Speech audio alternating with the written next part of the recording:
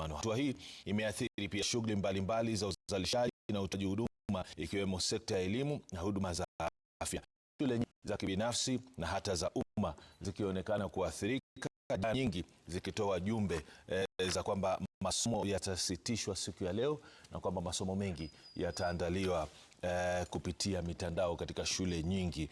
Kwa hivyo ndio hali ambayo tunaweza kuishuhudia katika maeneo tofauti tu. Baadhi ya vituo vya mafuta vikiwa pia vimesalia kufungwa, kama unavyoona katika sehemu ya Nyahururu. Hakuna shughuli ambayo inaendelea kwa sasa.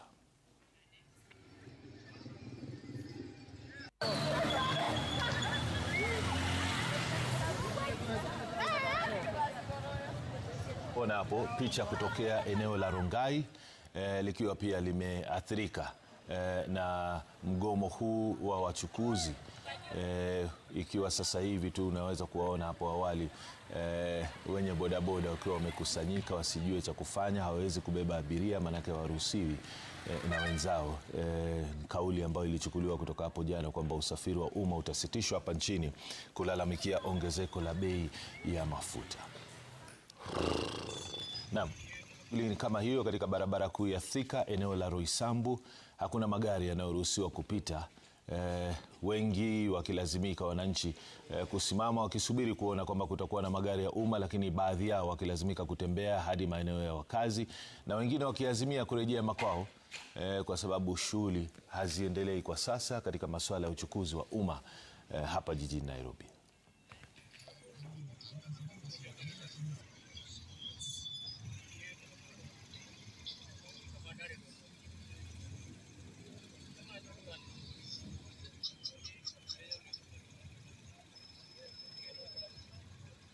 Na mtazamaji, tunao wanahabari wetu wamekita kambi maeneo tofauti. Tutakuwa tunajumuika nao baadaye kutupa hali halisi katika maeneo ambao wameweza kufika, na hiyo ndio itakuwa mada yetu ya leo ya kuizungumzia uchumi na bei ya mafuta. Hapa studioni tutakuwa na wageni wetu Kashian Mushiri, tutakuwa naye Kevin Mubadi, tutakuwa naye Daktari Hassan Isaac, tutakuwa naye Nelson Mwangi, na pia tutakuwa na mwakilishi kutoka shirika la ISPAC kuweza kutuarifu tu uhalisia wa mambo, hisia zao ni zipi kuhusiana na matukio, na hasa kwa wale ambao wanasimamia sehemu za uchukuzi wa umma katika masuala ya matatu, bodaboda na kadhalika. Kipi ambacho wangependa kuona sasa hivi serikali inajukumika kuweza kuokoa hali katika siku zinazokuja?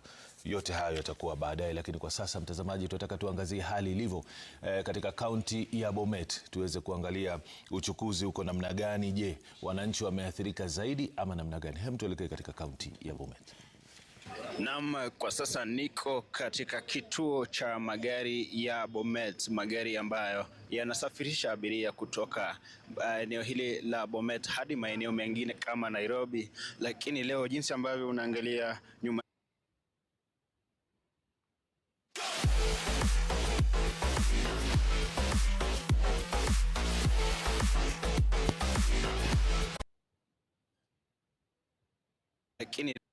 au wengine wanacheza mpira tu pale kuashiria kwamba leo hamna kazi, kwa sababu hata awali nilikuwa nikizungumza na baadhi ya wasafiri ambao wanasema kwamba leo itabidi warudi nyumbani kwa sababu ya kukosa magari ya kuwafikisha katika maeneo mbalimbali. Naitwa kocha Bomet Stage. Mimi napanga maneno gari ya kwenda Eldoret, lakini leo kazi hakuna. Serikali imeharibu maneno. Kazi yameharibika too much. Mafuta ni bwana shilingi ngapi siku hizi? Kupeleka abiria kwanza inasaka 1500 mpaka Eldoret. Ni hasara bado. Hakuna kuingia. Hata area kufunga hata mwezi mmoja hakuna. Watoto shule wameteseka. Shule ndio hii imefungula juzi, hakuna kitu tumefanya. Sasa serikali ya Mungu arekebishe. Ametuharibu. Tulikuwa napenda lakini amekuwa zero kwako. Sasa tunaona vijana wanacheza sasa mpira hapa kiwanja, badala tungeenda kazi. Kazi gani tunafanya sasa? Chameni. Bora gari ya wenyewe atuchomi, lakini mafuta ziongeze. Arekebishe mafuta bwana. Hakuna kupembelezana. Watu wanaenda na ndege na sisi tunatembea na nini? Hakuna.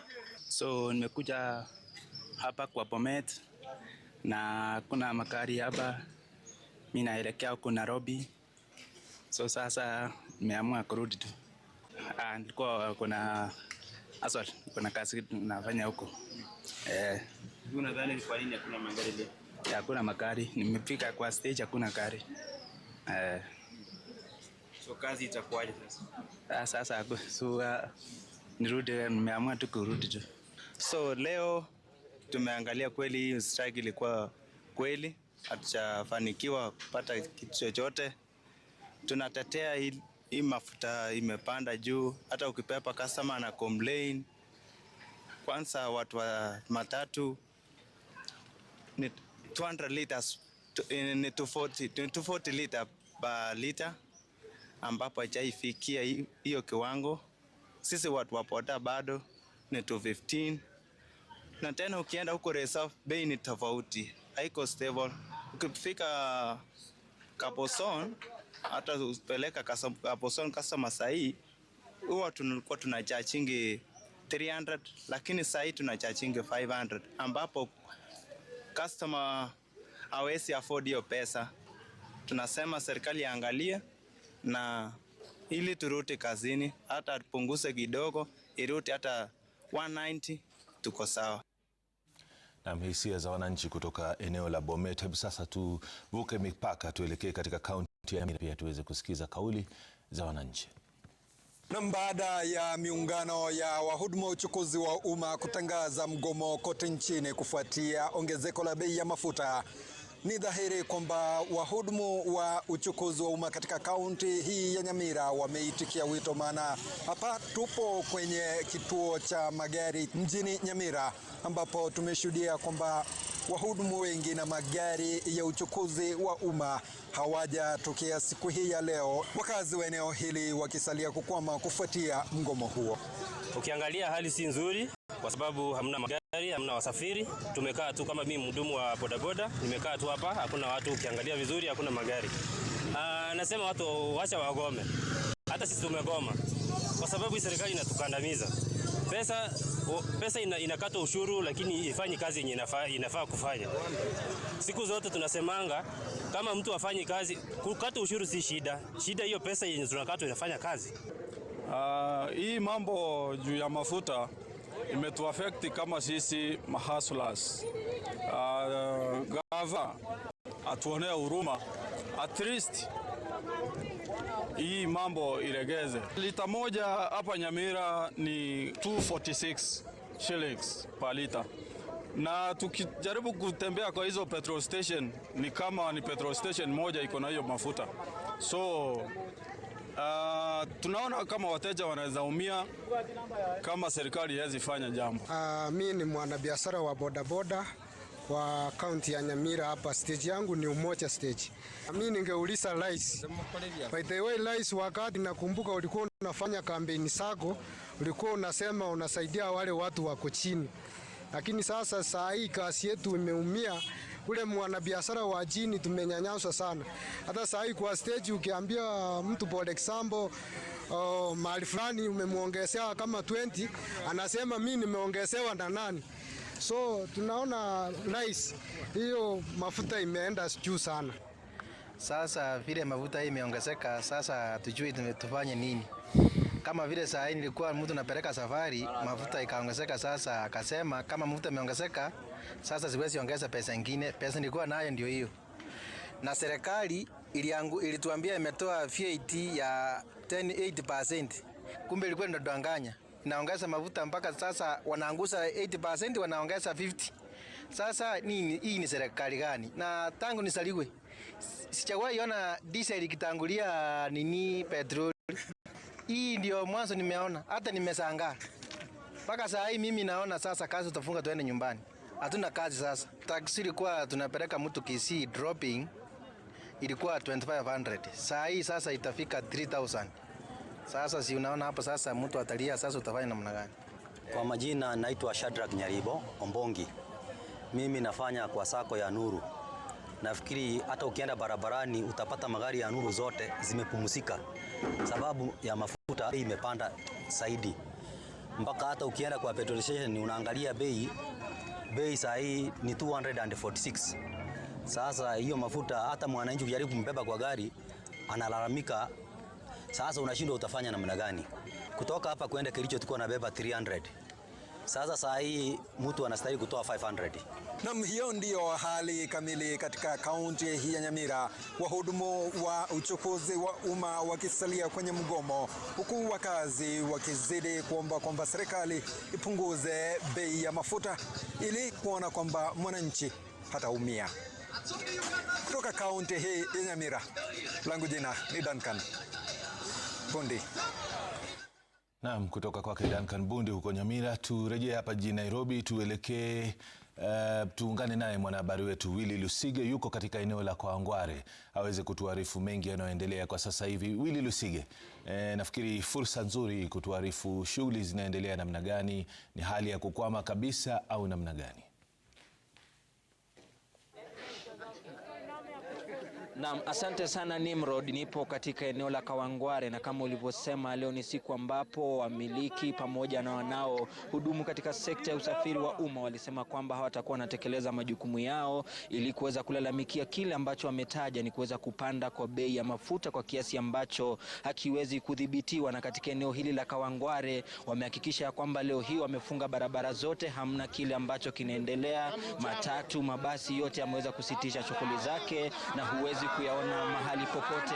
Hapa Kawangware wamefunga barabara wakitumia mioto pamoja na mawe na vitu vingine kama vile vigae, wakisema kwamba wanafanya hili kuhakikisha kwamba hakuna shughuli yoyote ambayo itakuwa inaendelea ya usafiri hadi bei ya mafuta iweze kushuka.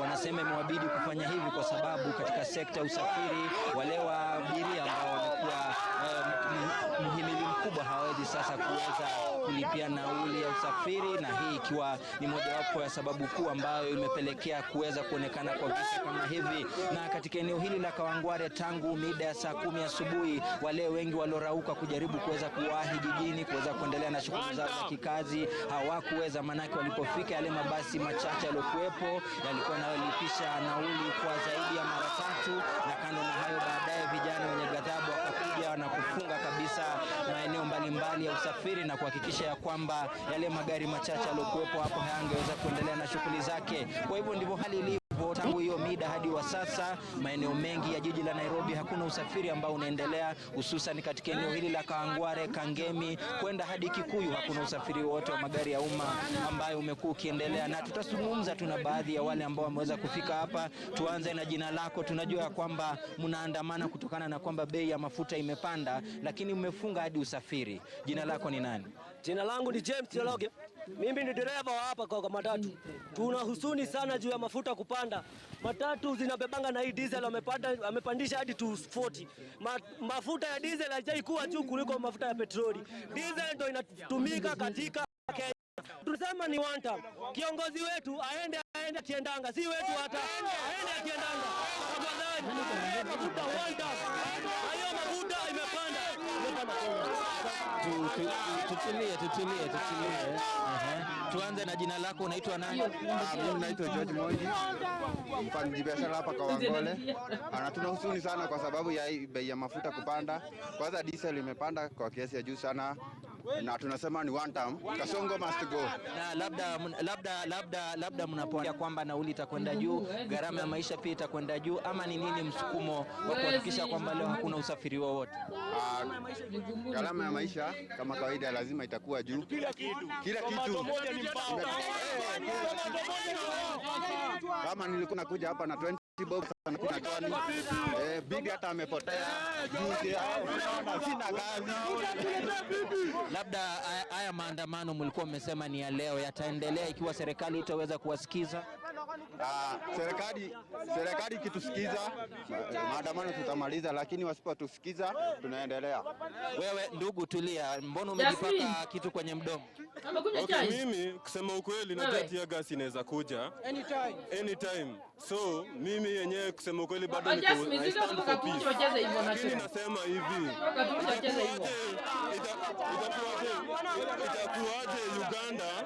itakuwaje Uganda, itakuwaje Ethiopia itakuwaje? Yani inchi zinasemekana hazina bahari, inchi zinasemekana hazina bahari, mafuta kwao ni cheap, lakini huku kwetu inakuwa expensive. Sasa kuenda hadi mtu analipaga 40, mali nilikuwa nalipanga 30. Na ujue hiyo 40 bado wananifinyilia bado juu wanafaa wanilipisha 50. Sasa ukiangalia situation, it means wamewafinyilia pia wale wakubwa kabisa. Wamefinyilia wale wakubwa kwa mafuta. Na nasema hivi, mimi nasema hivi, akuja asikize ground, akishasikiza ground, atutengenezea hata hizo leakages, angalie ground venye inakaa, acha kusema tu. Angalie leakages venye kuko. Angalia leakages, hadi unaona vile wamechoma huku mataya. Ni juu barabara ni mbaya.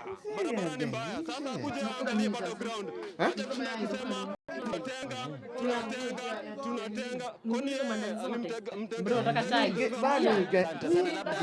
labda tulieni labda tukimalizia jina lako. Kwa majina naitwa Kibe, mimi naenda Shangaboda hapa na Kasongo mama kutuma